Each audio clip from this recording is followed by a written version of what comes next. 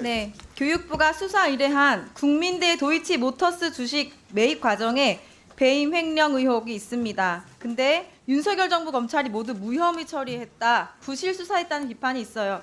장관님, 교육부가 2021년 실시한 국민대 특정 감사 결과입니다. 감사 결과 무자격 투자 자문계약 체결이 부당하다. 김건희 여사 박사학위 논문 심사위원 위촉 과정이 부적정하다. 김건희 여사 겸임 교수로 채용하면서 채용 심사 과정 부적정하다 등등 총 10건이 지적되었고, 이 중 무자격 투자 자문 계약 체결 관련해서 별도 수사 의뢰까지 하셨습니다. 교육부 감사 지적사항 10건 가운데 국민대가 3건은 이행하고 7건은 모두 행정심판을 청구했는데요. 행정심판 결과 모두 기각 각하되었습니다. 자, 교육부의 감사 지적이 맞다는 뜻입니다.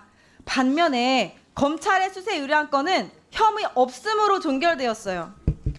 자, 윤석열 검찰이 국민대 도이치 모터스 주식 매입 과정에 배임과 횡령 의혹이 있다고 수사 의뢰한 사건 모두 무혐의 처리한 거는요, 김건희 여사 논문 표절을 부정한 국민대에 윤석열 정부 검찰이 그 대가로 보은성 면죄부를 줬다, 부실 수사한 거 아니냐, 이런 의심이 들 수밖에 없습니다.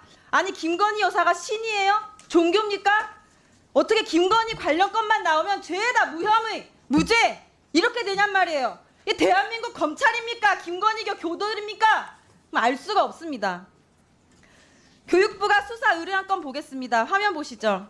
국민대가 이사회 심의 의결 없이 무자격자 A씨와 투자 자문 맺고 성공 보수비로 7억 원, 약 7억 원 지급했고 A씨의 통신요금 156만 원 지급했습니다. 장관님, 수사 의뢰 요지가 뭡니까?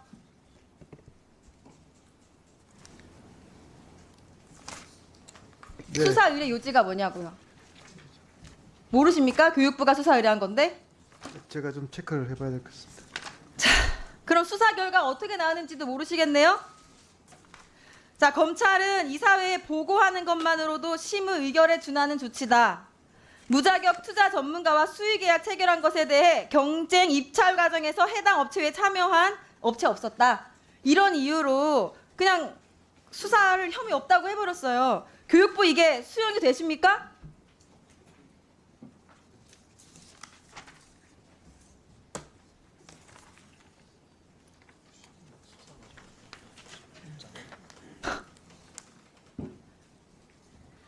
자, 잘 모르시나 본데요. 교육부가 수사를 한 건데 모르시나 봅니다.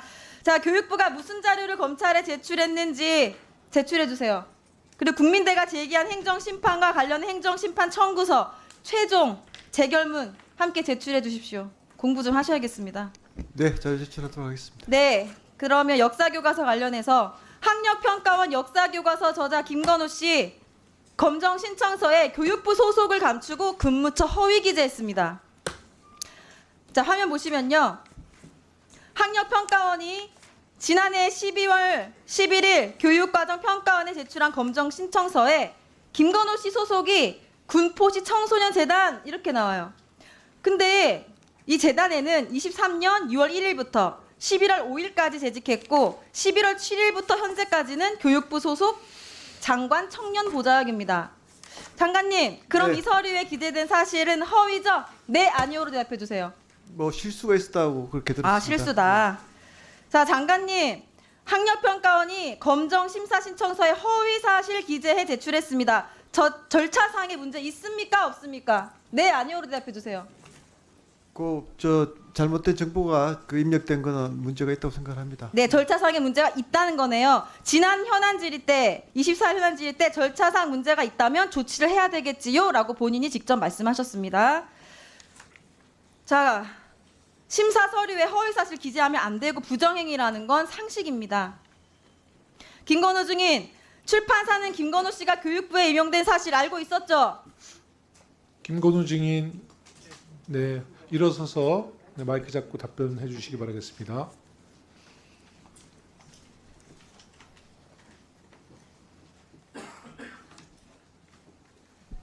그 정확한 인지 시점을 물어보시는 걸까요? 알고 있었냐 없었냐 네 아니오로 대답해 주세요.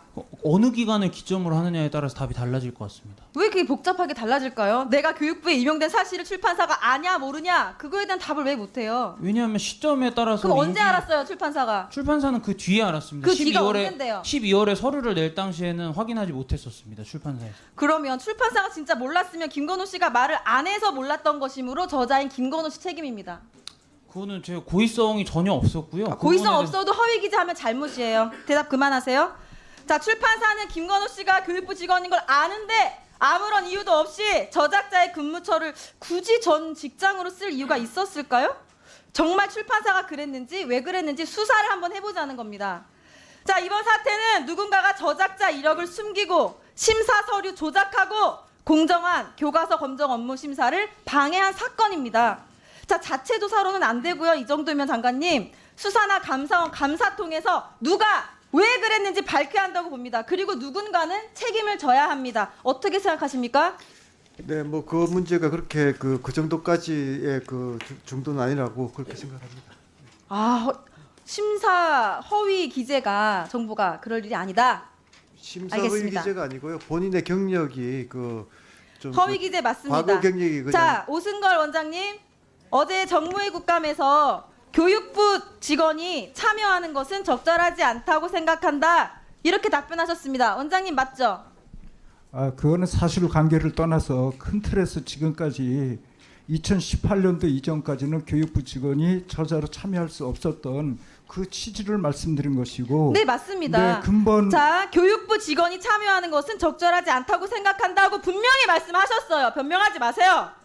자, 장관님은 어떻게 생각하십니까? 적절하다고 생각하십니까? 그 법규에는 뭐 저기 참여도 큰 문제가 없는 걸로 되어 있습니다. 네, 적절하다고 하시네요. 두 분의 말씀이 지금 상충되고 있어요. 다르죠? 자, 장관님, 여전히 교육부 직원이 저자가 되면 안 된다라고 써진 검정심사 안내 자료가 틀렸다고 생각하시는 거죠? 그 안내 자료보다는 그 공고가 더 효력이 있다 하는 네, 말씀. 그러니까 안내 자료가 틀렸다는 거잖아요. 자, 어제 정무위 국감에서 오승걸 원장께서 이 안내 자료가 틀려서 발행사나 그 저작자 참여한 분들에게 책임을 묻기에는 한계가 있는 지점이 있다고 하셨어요. 자, 출판사와 저자가 다 잘못이 없대요. 그럼 누가 책임져야 합니까? 장관님, 안내 자료 잘못 만들고 이 엄청난 혼란을 일으킨 책임자 찾아내야죠. 장관님 감사하고 책임제 징계하시겠습니까? 그 지금 그 문제는 이제 그 공고가 더 효력이 있어서 아니, 잘못 쓴 사람 책임자 찾아내 징계하시겠냐고요. 뭐에 대한 징계를 하자는 겁니까? 매번 국감 때마다 국감이 아니죠. 현안 지를 때마다 답답한데요. 일부러 그러시는 거예요? 아니요, 그렇지 않습니다. 왜 자꾸 동문서답하세요? 됐습니다. 자, 학평원 대표 김수기 증인 단도직입적으로 묻겠습니다. 자, 누가 어디서 역사 검정 교과서 만들자고 했습니까? 제가 했습니다. 스스로 만들려고 하셨다. 네. 알겠습니다. 자, 학평원은 다른 출판사들과 다르게 출판 실적 조작해서 검정 신청 자격 허위로 증명했습니다.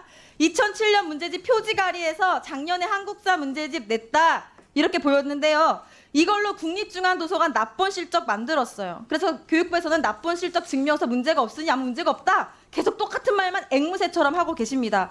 자, 표지가리 문제집 국립중앙도서관에 ISBN 신청할 때 저자 김수환으로 했습니다. 근데 원작자 3명 버젓이 있거든요.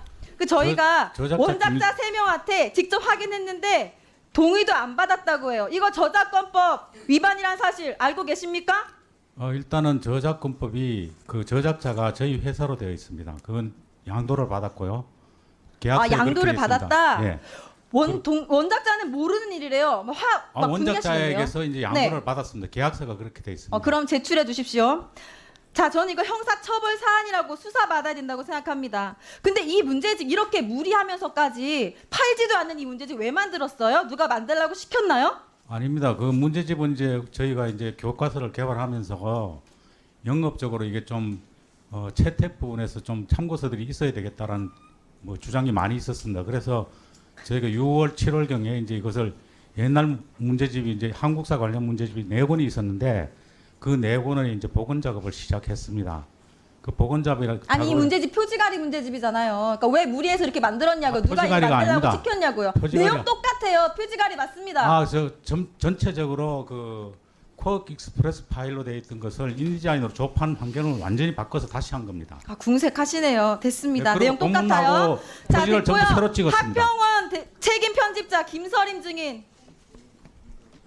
자, 표지가리 문제집 책임 편집자로 적혀 있고요. 총 책임자란 뜻입니다. 자, 이렇게 표지가라서 허위 출판하는 수법 본인이 직접 기획했습니까? 누구한테 지시 받았습니까? 제가 기획하지 않았습니다. 아, 그럼 누가 지시했습니까? 이렇게 하라고. 제가 이걸 책임 편집한 적 없고요. 저는 만약에 했으면 사장님이 시키는 일을 그때그때 하기 때문에 어머나. 그 과정 중에서 뭔가를 했다는 거는 있겠지만 정확하게 기억나는 게 없습니다. 아, 그럼 본인은 이 책의 책임 편집자가 아니다. 네. 알겠습니다. 자, 그럼 지금 너무 당황스러운데요. 편집자가 허위예요. 이거 지금이라도 자진해서 검정 출원해야 한다고 생각하지 않습니까? 대표님 말씀해 보세요.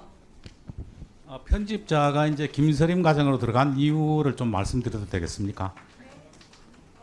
거짓말이잖아요. 거짓말 안 합니다. 해보세요, 말씀. 예, 그 한국학력평가원의 이제 김서림 과장은 이제 10년 정도를 근무를 한 사람이고 주 편집자입니다. 그래서 이제 이름이 들어간 경우는 이제 표지 디자인 과정에서 다른 책의 판권을 이제 샘플로 디자인에게 넘겼고 이제 그 과정에서 샘플에 있던 항목이 그대로 사용된 겁니다. 그래서 이 사실을 확인하지 못하고 이제 관행적 일처리에서 빚어진 실수입니다.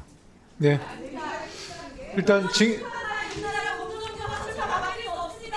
일단 증인은 앉아주시고요. 네. 또 다음 차례 질의해 주시기 바라겠습니다.